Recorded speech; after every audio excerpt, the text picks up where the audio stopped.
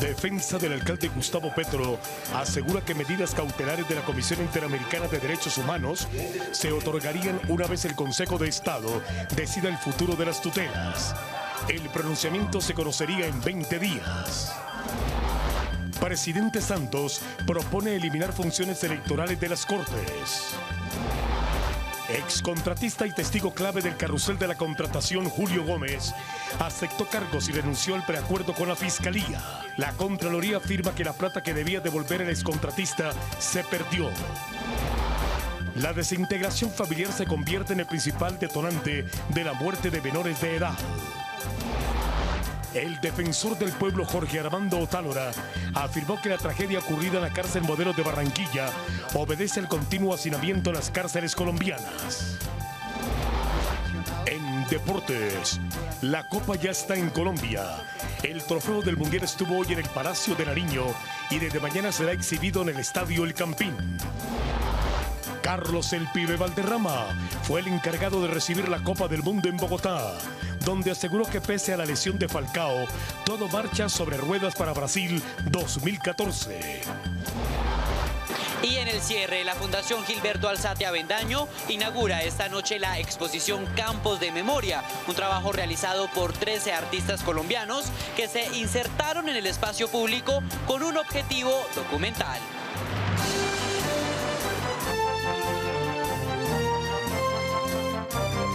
Este es Noticias Capital. Buenas noches, gracias por estar con Noticias Capital de las 8.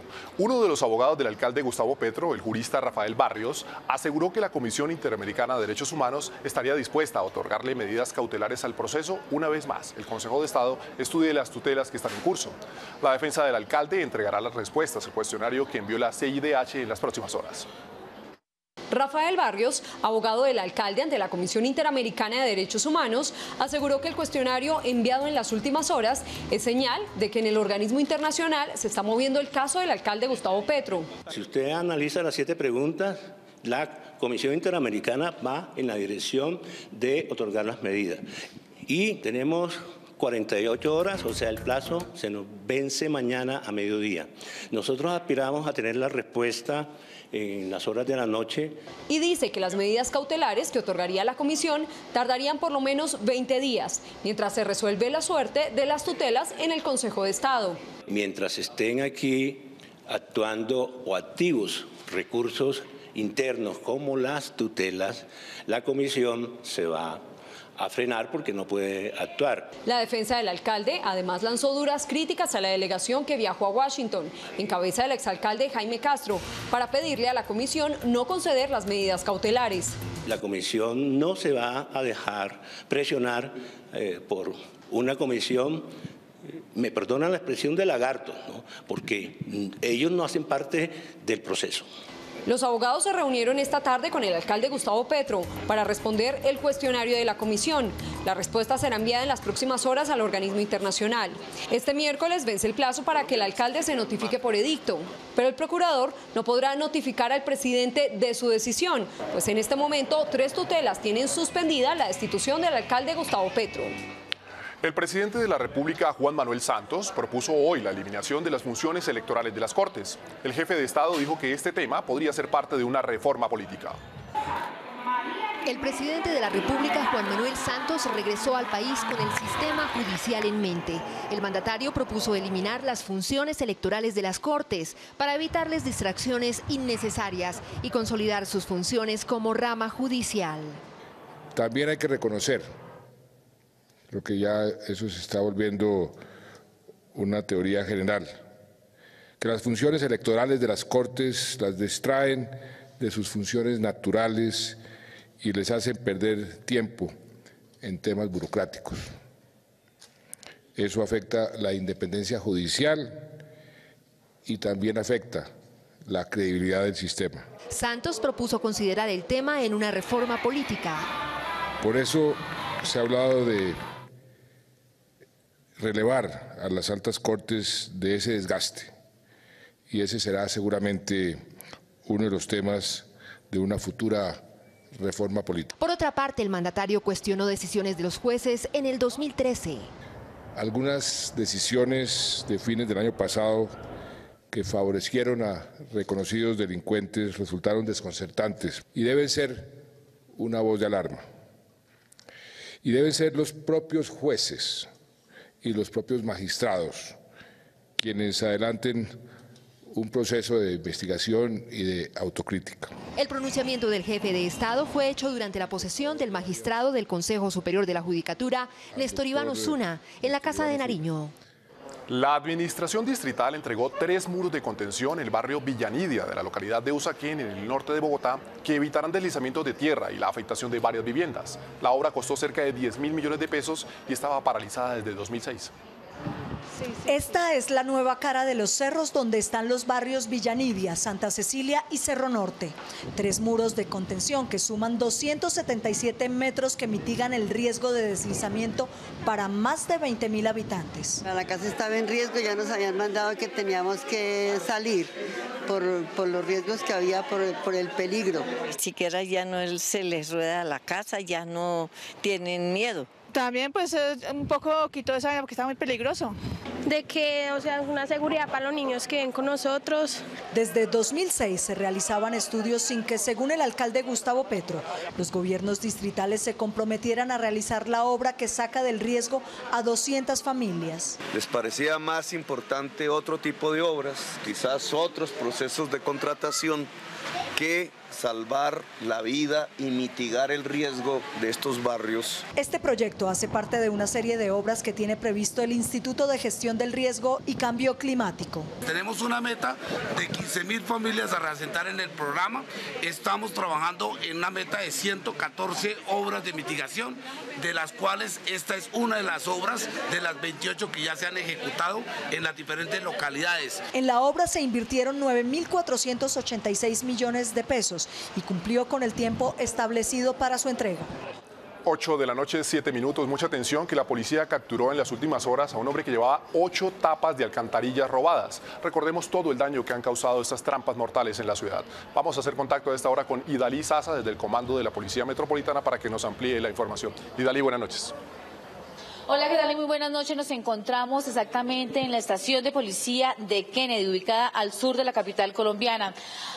Como lo pueden observar ustedes, televidentes, tapas como estas fueron decomisadas por la Policía Nacional acá en un procedimiento realizado en el sur de la ciudad.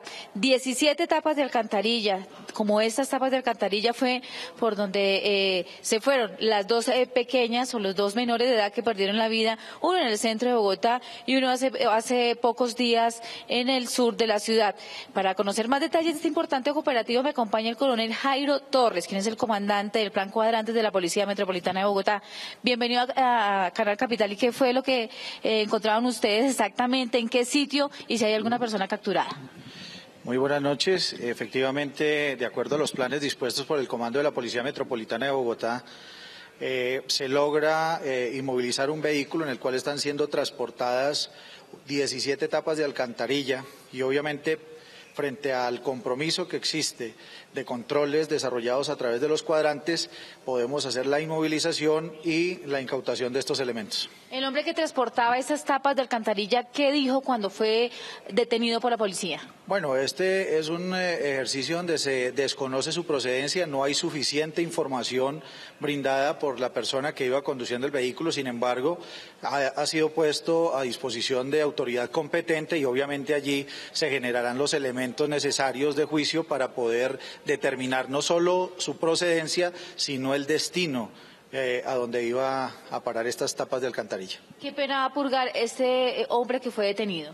Bueno, eso ya es una decisión que la determina la autoridad y efectivamente todo ese material probatorio y la información que será entregada obviamente al juez que tiene el caso, pues determinará la pena a la cual se verá inmerso esta persona.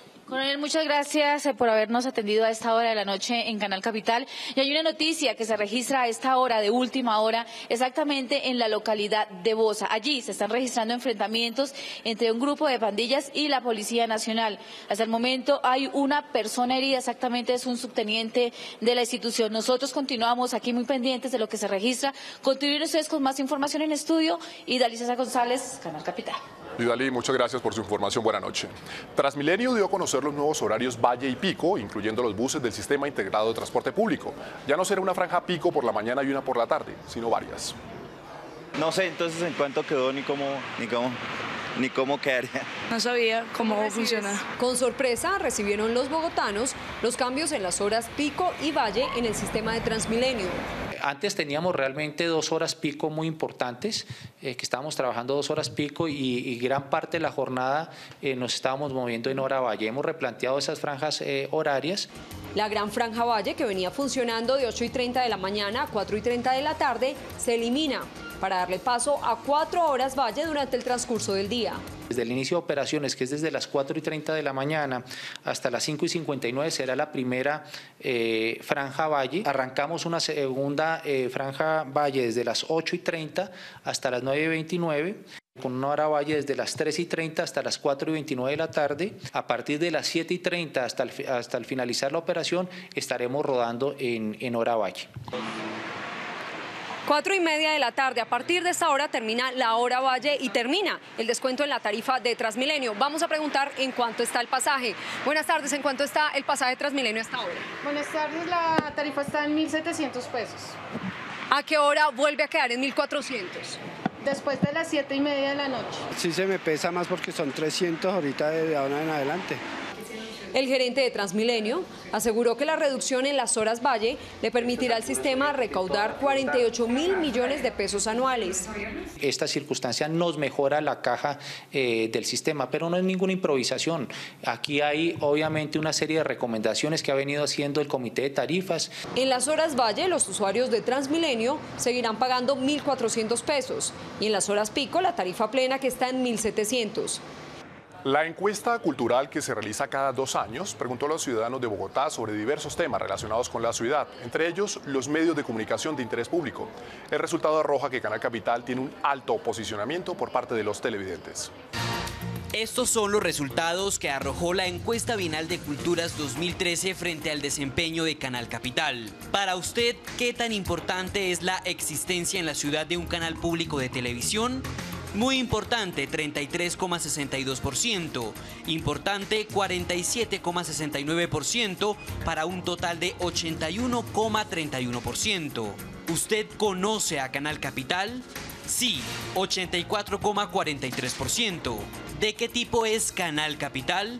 Público, 62,98%. El hecho de que casi el 33 más el 47, como más del 80% de la gente le dé mucha importancia a la existencia de un canal público es algo alentador. Es decir, el canal público, el Canal Capital aquí en Bogotá, tiene una amplia aceptación por parte de la ciudadanía, y sobre esa amplia aceptación de que haya un canal público, de que no nos informemos solamente a través de los privados, me parece que es muy alentador para la recuperación de la información también como un bien público. Estos resultados de la encuesta ratifican que el canal público de la ciudad en la Bogotá humana avanza centrando sus contenidos en la promoción y defensa de los derechos humanos y una cultura de paz. Este logro se suma a los de la encuesta de percepción ciudadana Bogotá Cómo Vamos 2013, según la cual Canal Capital se ubicó como la 4ª entidad mejor calificada por la ciudadanía. Asimismo, Canal Capital recibió el año pasado la mención de honor del Premio Franco-Alemán de Derechos Humanos Antonio Nariño, que por primera vez se otorgó a un medio de comunicación. Pero la encuesta bienal de Culturas 2013 también analizó las tendencias relacionadas con la superación de prejuicios como la segregación y la discriminación hacia la población afro en la ciudad, la comunidad LGBTI, así como los prejuicios ligados a la diversidad religiosa y la percepción de los bogotanos que relacionaban a las personas de estratos socioeconómicos bajos con actos delincuenciales. Por su parte, Canal Capital continuará trabajando por la inclusión inclusión de las minorías, las víctimas, así como por la consolidación de sus franjas infantiles, juveniles, de análisis, diversidad, deportivas e informativas. Este es Noticias Capital. 8:14 minutos. El excontratista del distrito Julio Gómez aceptó su responsabilidad dentro del denominado carrusel de la contratación en Bogotá. Gómez será sentenciado por los delitos de cohecho propio, interés indebido en la celebración de contratos y peculado por apropiación. Lo más grave es que la Contraloría asegura que esa plática se perdió. Enrique José Cardona, representante de la Contraloría General de la República, en las investigaciones contra el excontratista Julio Gómez por el llamado carrusel de la contratación, denunció que esa plata que el excontratista dijo devolver no se va a poder recuperar. Y el señor Julio Gómez no ha devuelto los dineros. Las mismas pruebas de la Fiscalía que anexó en la imputación, que dijo en la imputación de cargo, que anexó hoy en el escrito de acusación, se demuestra que el señor Julio Gómez utilizó los dineros que se le entregaron de los 1.750 millones de pesos para otras cosas. Los dineros nunca se podrán recuperar. Advirtió también que en la aceptación de cargos que hizo el excontratista por las imputaciones de la Fiscalía, el organismo investigador ha sido muy generoso con Gómez. En la forma que lo presentó, parecería más un preacuerdo que un escrito de acusación con aceptación de cargo, como lo denominaron ellos. Por su parte, un excontratista que en su momento trabajó con Julio Gómez denunció que este lo había robado a él y a otras personas en el proceso de construcción de varias obras en la capital del país. Y todo este tipo nos robó. Personalmente tengo perdido con este tipo casi 200 millones de pesos. El excontratista Julio Gómez aceptó ante la Fiscalía su responsabilidad en los delitos de cohecho propio, peculado por apropiación y celebración indebida de contratos, y podría ser condenado a alrededor de 10 años de cárcel. Frente a las preocupantes cifras reveladas por Medicina Legal, donde 2.400 niños fueron asesinados en Colombia durante 2013, 600 de ellos en Bogotá, un grupo de trabajadores sociales nos explica el porqué de estas estadísticas tan elevadas. Son muchos los factores que inciden en estas cifras tan elevadas. Delia Castro Rincón es trabajadora social y nos comentó el porqué de este fenómeno de violencia contra los menores. Desintegración familiar, y debido a que los niños están creciendo hoy en Colombia solos, nosotros estamos preocupados y lo que debemos hacer como ciudadanos es prevenir la violencia utilizando el buen trato. Por su parte, el psicólogo Holger Giraldo afirma que la principal causa de esta problemática es el componente social. En las pautas de crianza.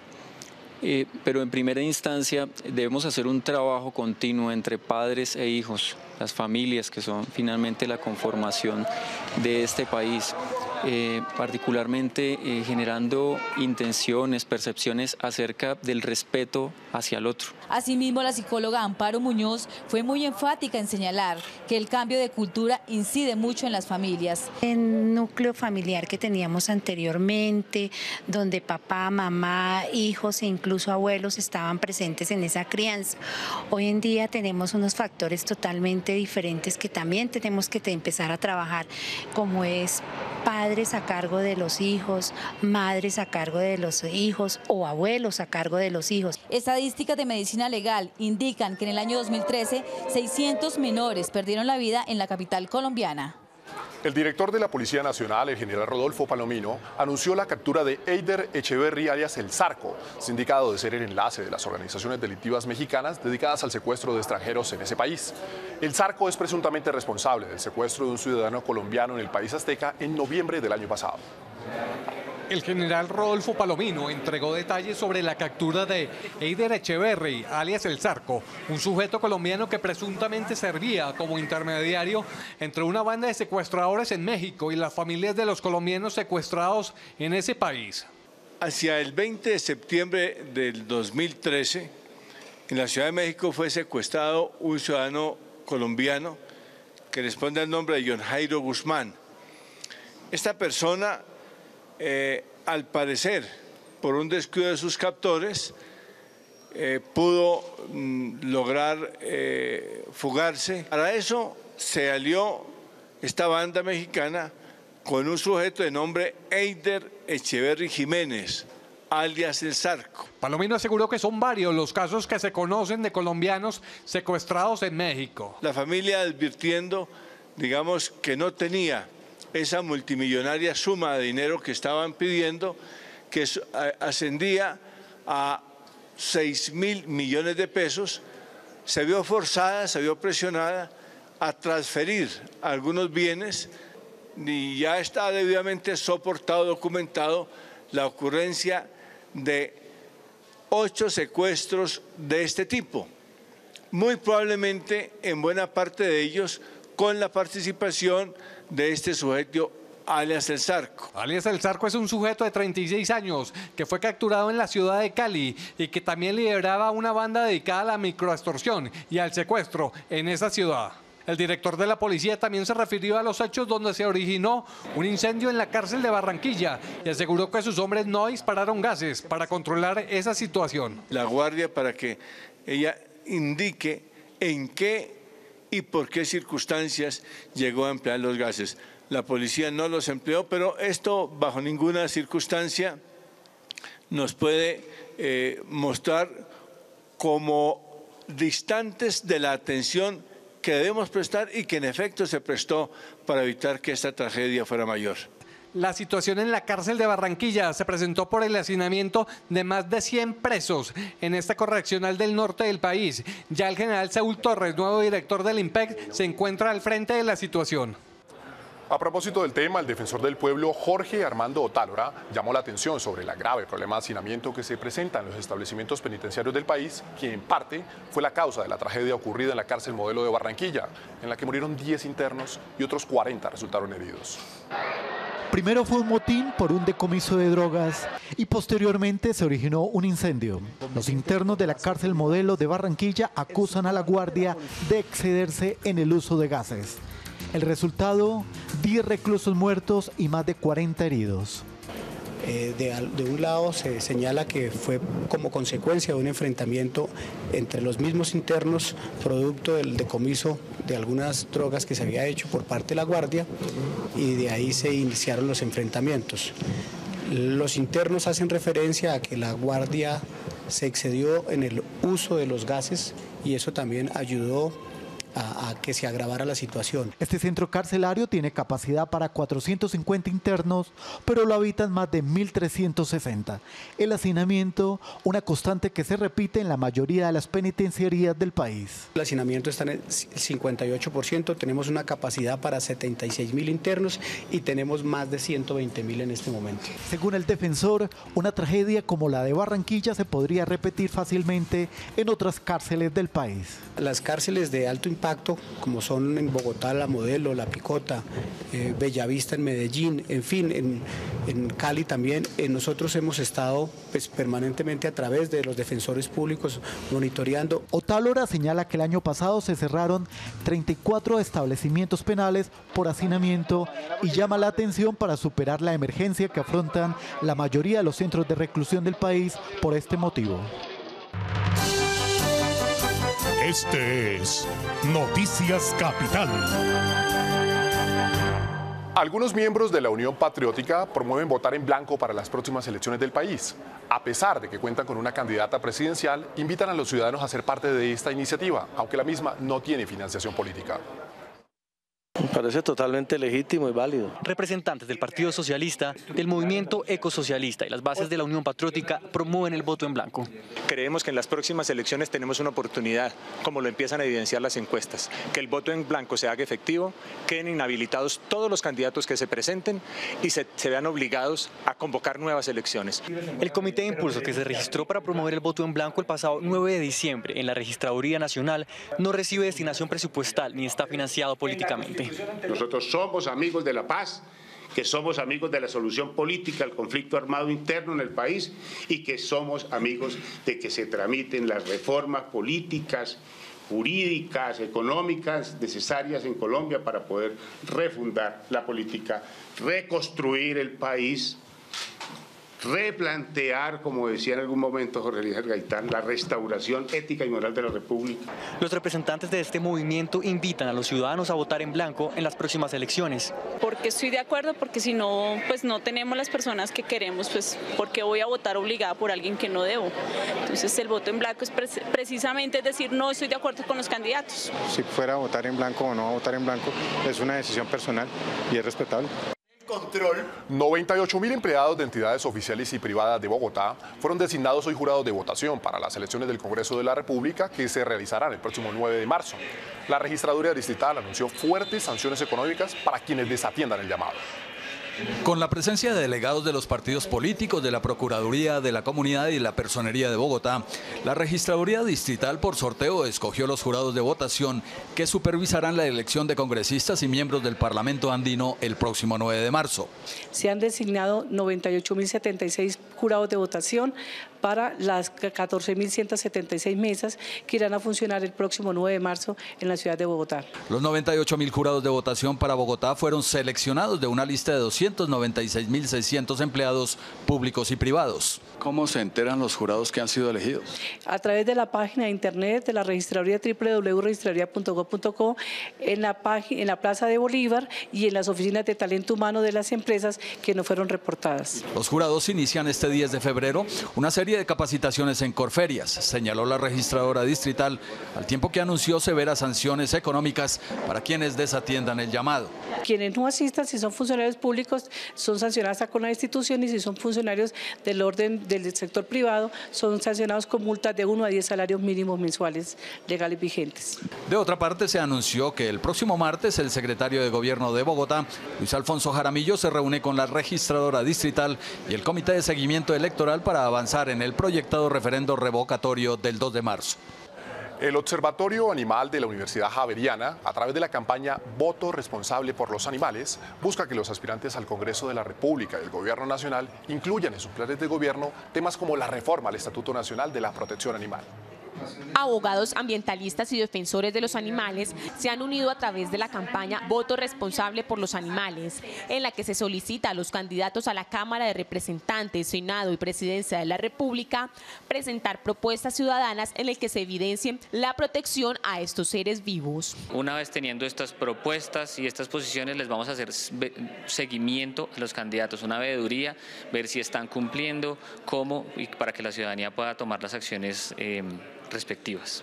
Durante la presentación de la campaña liderada por la Universidad Javeriana, líderes ambientalistas destacaron el trabajo de la Bogotá Humana por erradicar los vehículos de tracción animal, las corridas de toros y los espectáculos gallísticos. Acá en Bogotá estamos hablando de más de 2.500 carretilleros, en Medellín era un promedio de 400. Y yo hace un poco más de 3 años pues ya hicieron la sustitución. Y hay otros municipios que ya la están adelantando. De acuerdo al Observatorio Animalista de la Universidad Javeriana, se desconoce cuántos animales son abandonados, maltratados y traficados debido a que muchos de ellos son utilizados en espectáculos informales. En términos de regulación es bastante ambiguo y en términos de control pues todavía falta demasiado. La campaña Voto Responsable por los Animales es una posición independiente y no apoya campañas electorales, y lo que se busca es establecer medidas para evitar cualquier clase de abuso y abandono a los que con frecuencia son sometidos los animales. A votar por los animales. El presidente del Congreso, Juan Fernando Cristo, la secretaria general y el Banco Interamericano de Desarrollo hicieron público el proceso que mejorará la transparencia en los procesos administrativos del país. Se trata del plan de acción para acabar con la corrupción en Colombia. Para prevenir actuaciones ilegales en cuanto a los recursos asignados a la Corporación Legislativa Colombiana, el presidente del Senado, Juan Fernando Cristo, firmó hoy formalmente el inicio del plan anticorrupción. Llevamos 4 meses trabajando con el Banco Interamericano y con Transparencia por Colombia para cambiar fundamentalmente el manejo de los recursos del Congreso, el manejo del personal, los procedimientos. Aunque varios son los escépticos que ponen en duda la transparencia de la conducta legislativa por los cientos de contratos de prestación de servicios que operan en el Congreso, el senador dijo que el plan está diseñado para ir en contra de cualquier tipo de ilegalidad. Creo que se ha hecho una tarea conjunta importante con los propios funcionarios del Congreso de la República para entender que necesitamos cada día darle mayor tranquilidad a los ciudadanos de que aquí en el Congreso los procesos se manejan bien, se manejan de manera transparente, con responsabilidad y con seriedad. Divididas están las opiniones de los ciudadanos ante el pronunciamiento. Esperan que la iniciativa ponga fin a la corrupción política del país. Me encantaría que empezaran a hacerlo para beneficio del país y por su propia conciencia, pero la verdad en este momento yo creo que el país duda de que una institución como esa se vaya a mejorar. A mí me parece que es un tema muy importante porque realmente para todos los programas y proyectos que en este momento se está dando a la ciudadanía y al país es importante que se tenga en cuenta una herramienta como es el Plan Anticorrupción.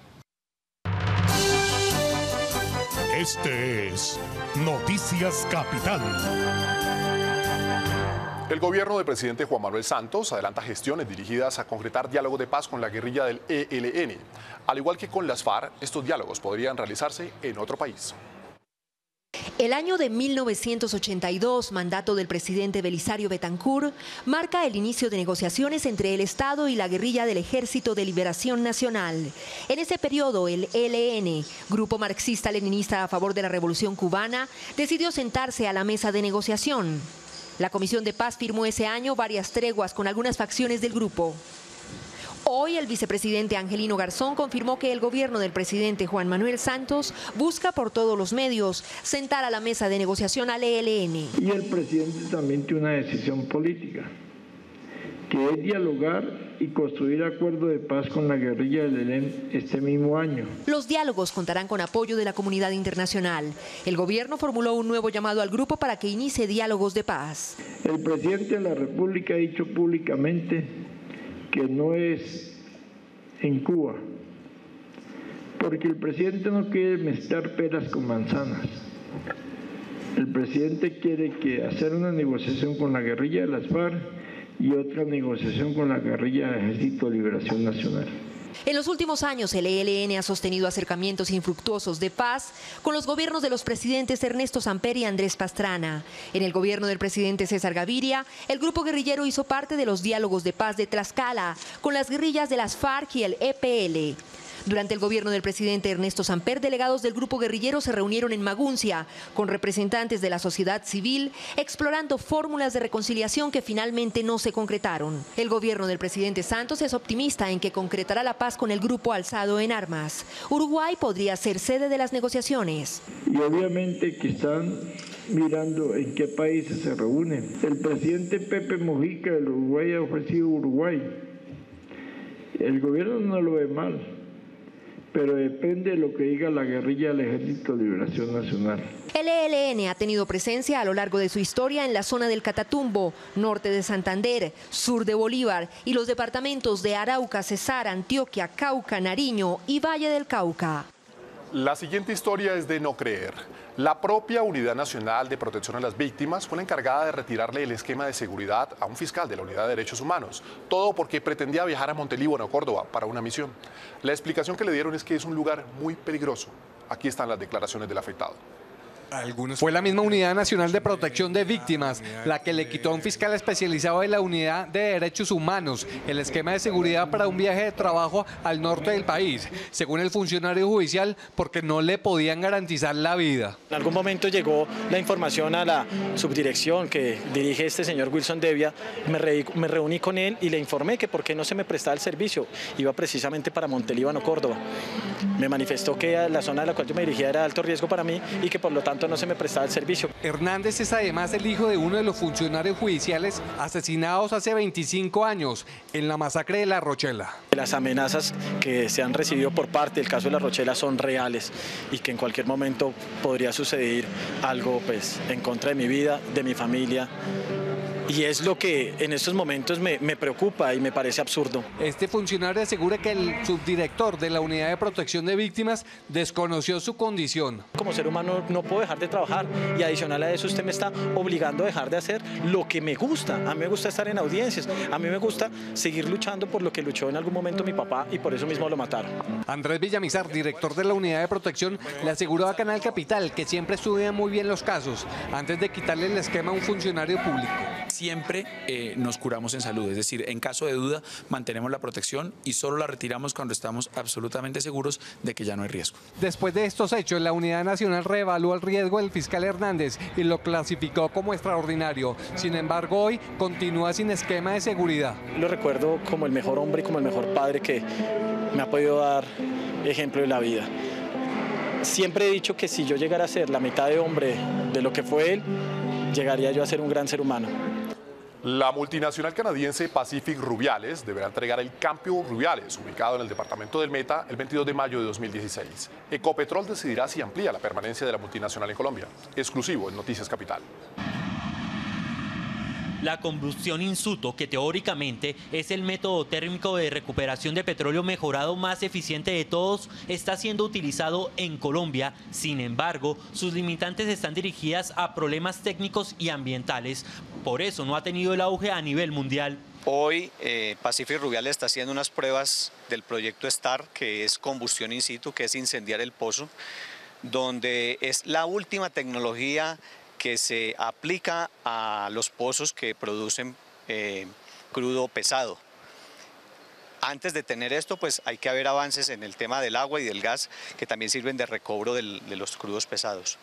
Esta técnica de exploración se utiliza para pozos que han cumplido su expectativa de producción, pero en Colombia, la multinacional Pacific Rubiales lo está implementando en pozos que hasta ahora inician su vida productiva, generando pérdidas para la nación. El campo de Quifa, donde ellos están haciendo la prueba piloto, ese campo tiene alrededor de unos 300 millones de barriles. Entonces, tener esa cantidad de crudo donde todavía lo pueden extraer de una manera mecánica como se está extrayendo, y no incendiar los pozos en estos momentos porque se está perdiendo una gran cantidad de petróleo. Al tú hacer el contacto de la llama con el petróleo crudo, lo que se está perdiendo alrededor es de un 20-30% de la cantidad de crudo. Gases como el sulfuro de hidrógeno, dióxido de azufre, gases hidrocarburos, además de nitrógeno y dióxido de carbono, están siendo lanzados a la atmósfera sin ningún control. Este método de exploración del proyecto STAR además afecta la estabilidad del terreno y contamina las aguas. Fracturan el pozo, entonces el petróleo lo que va buscando, y cuando se encuentran los ríos de aguas subterráneos es cuando se contaminan. Repercute en los humedales, en los ríos, en los nacimientos. Se dio inclusive muerte de las mismas reses que están ahí cerquita en las fincas, aparecieron reses muertas. El presidente de la Unión Sindical Obrera, USO, ya ha hecho estas denuncias ante el presidente de Ecopetrol y el ministro de Minas y Energías para que tome cartas en el asunto y no se le renueve el contrato a Pacific Rubiales el próximo 22 de mayo de 2016, y así se ha entregado Campo Rubiales a Colombia. Además, ha pedido que se aclare si Rubiales ha cumplido con los pagos a la nación. 8 de la noche, 36 minutos. Vamos a la primera pausa, pero por favor no toque el control, que ya viene el señor Carlos Augusto Meléndez con toda la información deportiva. Este es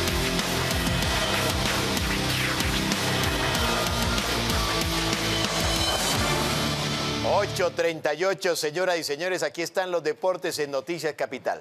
Faltan exactamente 135 días para que comience el Mundial de Brasil. Y hoy, la capital de la República recibió la Copa Mundial de la FIFA. Luego de visitar 65 países, la Copa Mundo arribó a Bogotá. El preciado trofeo mundialista, que llegó en la mañana procedente de Ecuador, fue recibido por el excapitán de la Selección Colombia, Carlos "El Pibe" Valderrama, para iniciar su recorrido por la capital. La siguiente parada en la agenda del Botín Dorado fue la Casa de Nariño, donde la acogió el presidente Juan Manuel Santos, uno de los pocos autorizados junto a los campeones mundiales para tocar el botín de 36,8 centímetros de altura, construido con 5 kilogramos de oro sólido. Qué maravilla tener hoy entre nosotros a este símbolo tan importante que es la Copa del Mundial. El recorrido del anhelado trofeo inició el 12 de septiembre en Río de Janeiro, Brasil, con el objetivo de visitar en total 89 países. En Sudamérica ya pasó por Argentina, Chile, Uruguay, Bolivia, Paraguay, Perú y Ecuador. Colombia es la estación número 66. Durante años, muchas historias han rodeado el deseado premio. El original, conocido como Jules Rimet, quedó definitivamente en manos de Brasil luego de que ganara en 1970 por tercera vez el Mundial. Sin embargo, fue robada años después y nunca apareció. Según la policía brasileña, al parecer la copa fue fundida. El diseño actual surgió 4 años después de la mano de Silvio Gazzaniga. Desde entonces, en cada edición, el equipo ganador adquiere una réplica exacta, que es devuelta en la siguiente cita mundialista. Este galardón, en cuya base reposan los nombres de todos los ganadores desde 1974, culminará su visita a Colombia el próximo jueves, cuando viaje rumbo a Venezuela. Y por supuesto, durante la visita del trofeo a la capital de la República, tenía que estar el embajador del fútbol de nuestro país, Carlos "El Pibe" Valderrama. Después del arribo de la Copa del Mundo al aeropuerto El Dorado con el Pío Valderrama como anfitrión, el evento cumbre se realizó en el Palacio Presidencial. Emocionante, sabroso, rico, la gente la pasó muy bien y solamente gracias porque tenerla tan cerca le da una satisfacción y orgullo. Allí, además del pibe, se dieron cita a otros exfutbolistas que vistieron los colores de la tricolor. Es una ilusión que nosotros siempre hemos tenido, ¿no? Y los jugadores de fútbol son lo máximo que puede haber, la Copa del Mundo.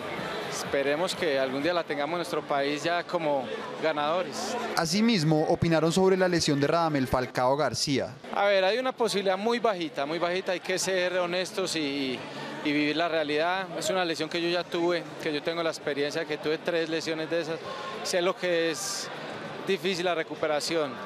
Esa ilusión existe, es bajita, pero mientras que esté, esperemos que como persona, ojalá tenga la oportunidad, porque es una gran persona, ha demostrado que se ha metido en el corazón de los colombianos y hay que hacerle fuerza, pero también somos realistas que está muy difícil. A diferencia de Aristi, Freddy Rincón confía en la recuperación del Samario. Yo tengo la certeza de que va a llegar. Como colombiano hago la fuerza de que eso pase porque de todos modos todos nosotros lo queremos ver en el Mundial, ¿no? Los aficionados y el público en general podrán disfrutar de la Copa del 28 al 30 de enero en el Estadio El Campín. Efectivamente, mañana después de las 10 de la mañana, las puertas del Coloso de la 57 se abrirán para todos los hinchas del fútbol que quieran ir a observar este maravilloso trofeo mundialista. Fútbol en el mundo, Copa del Rey, le ganó el Real Madrid al Español y clasificó. El único gol del partido lo convirtió este muchacho canterano que se llama Jesse. Remate cruzado y listo. Ganó el equipo de Carlo Ancelotti, que sigue avanzando en la Copa del Rey, uno de los torneos más importantes de la Liga Ibérica. Y hoy se concentran en la ciudad de Medellín, más exactamente en Envigado, los patinadores de la selección Colombia que van a estar en los Juegos Suramericanos. Estos mismos muchachos compitieron en los Estados Unidos y también ya consiguieron cupo para intervenir en los Juegos Panamericanos. Juan Carlos Tello es el niño mimado del judo nacional. Hace 2 meses debutó en torneos internacionales siendo el más joven de la delegación a Juegos Bolivarianos y hace 2 semanas en Bogotá consiguió su cupo para lo que serán sus primeros Juegos Suramericanos. Me siento muy fuerte sabiendo que estoy entrenando con los mejores del país y espero un podio bien bueno. La selección Colombia juvenil tenía planeado competir en 2 torneos en Puerto Rico y Miami, pero por presupuesto la gira fue cancelada. Aunque para Tello entrenar con la medallista olímpica Yuri Alvear es una buena forma de adquirir roce internacional. Pues es bastante emocionante estar con una campeona del mundo acá en el tatami de nosotros y es un orgullo para nosotros poder entrenar con ella. A nivel técnico me ayuda mucho porque es muy inteligente a la hora del combate. Actualmente Tello es el número 1 del país en la categoría sub-21, categoría a la que llegó este año y en la que en los Suramericanos de Chile buscará su primer título. Bien por los judocas que se preparan para los Juegos Suramericanos. A esta hora, Morelia derrota 1-0 al Independiente Santa Fe en México. Gol de Mancilla. Mañana en el primer café, por supuesto, toda la información. Hasta aquí la información deportiva. No toquen el control porque ya viene aquí con más en Noticias Capital. Sí, señor. Otoniel Umaña. Este es Noticias Capital. Este es Noticias Capital. 8:45 nos vamos. Recuerden, mañana en el Estadio El Campín podrán apreciar la Copa Mundial de la FIFA, todos los que quieran ingresar. A ustedes, gracias por estar con el Canal de Bogotá. Canal Capital, televisión pública al servicio de los derechos humanos. Una feliz noche para todos.